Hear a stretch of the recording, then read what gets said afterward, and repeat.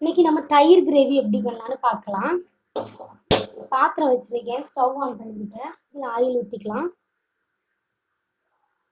ஒரு ஸ்பூன் கடுகு இதெல்லாம் நல்லா பொரிஞ்சிருச்சு. இதில் 2 வெங்காயம் கட் பண்ணி வச்சிருக்கேன், அதையும் சேர்த்துக்கலாம். கொஞ்சம் இது நல்லா வதக்கி விட்டுக்கலாம். ஒரு பச்சை மிளகாய்,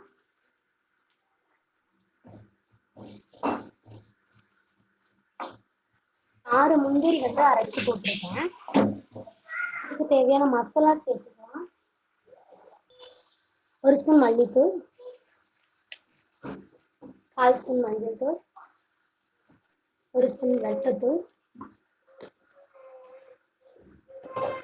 இதை போட்டு நல்லா கிளறி விட்டுக்கலாம். கொஞ்சமா உப்பு,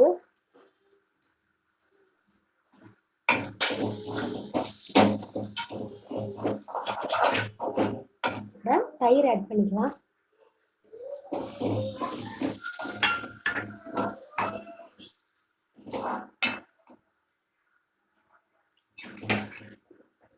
சூப்பரான தயிர் கிரேவி வந்து ரெடி ஆயிடுச்சு.